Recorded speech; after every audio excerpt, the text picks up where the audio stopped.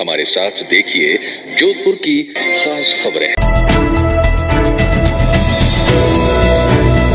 बालेसर कस्बे के निकट बेलवा गांव में देर शाम बारातियों से भरी स्लीपर बस सड़क पर अचानक मवेशी आ जाने से पलट गई, जिससे बस में सवार 1 दर्जन से अधिक लोग घायल हो गए।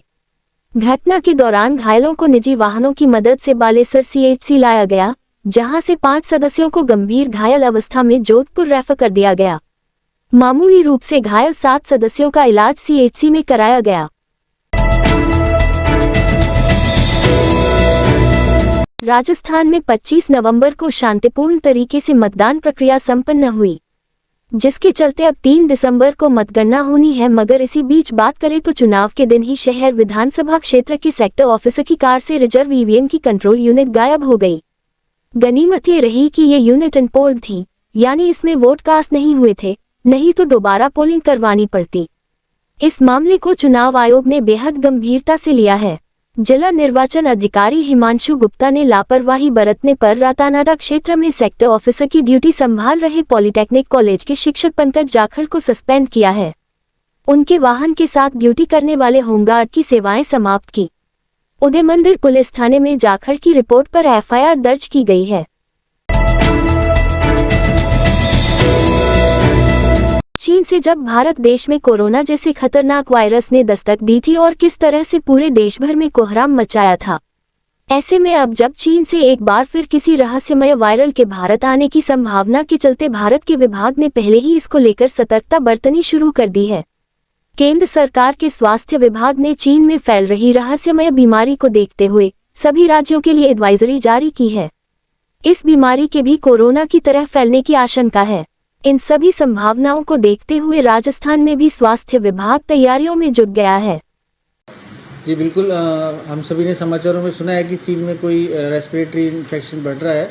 वैसे अभी जैसे मौसम चेंज होता है तो ये चीज़ें ज़्यादा होती है, वायरल एक्टिवेट होते हैं, ये रूटीन है। वैसे अभी तक हमारे स्टेट में या नेशन में कहीं ऐसा कोई पैनिक की ज़रूरत नहीं है, पर निश्चित रूप से सजग रहने की ज़रूरत है। सरकार भी बहुत सतर्क है।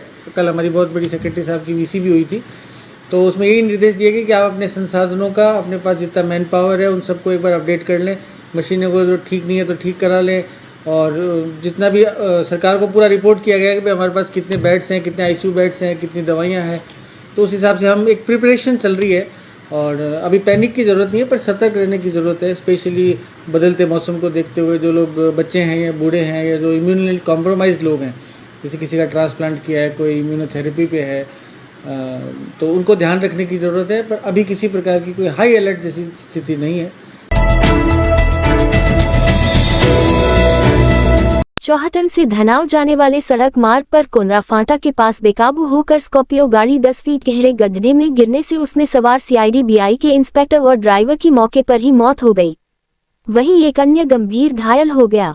पुलिस के अनुसार सीबीसीआईडी के इंस्पेक्टर भीखाराम 58 वर्ष एवं खबर खान 50 वर्ष तथा हनुमानराम निवासी भूनिया स्कॉर्पियो में सवार होकर धनाव से चौहटन की तरफ आ रहे थे। इस दौरान स्कॉर्पियो बेकाबू होकर सड़क किनारे करीब 10 फीट गहरे गड्ढे में गिर गई। हर साल की तरह इस बार भी पीरे तरीकत हजरत सूफी शाह मोहम्मद अख्तर आलम साहब उर्फ बाबूजी हजरत शाह खेतानाडी में उर्स बड़ी ही सादगी और एहतराम से हजरत सूफी शाह मोइनुद्दीन जिलानी सीकर वाले पीर साहब की जेरे सरपरस्ती में मनाया गया। उर्स के दौरान झंडे की रस्म से उर्स की शुरुआत हुई और कुरान खानी की गई। बाद नमाजे असर खेतानाडी कब्रिस्तान स्थित मजार-ए अक़दस पर चादर पेश की गई। उर्स के दौरान ज़ायरीनों के लिए लंगर का आयोजन किया गया। वहीं नात ख्वानी एवं महफिले समा का आयोजन किया गया। ये थे आज के मुख्य समाचार। विस्तार से जानने के लिए पढ़ते रहिए दैनिक नव ज्योति। दैनिक नव ज्योति के YouTube चैनल को सब्सक्राइब करें और ताज़ा अपडेट के लिए बेल आइकॉन दबाएं।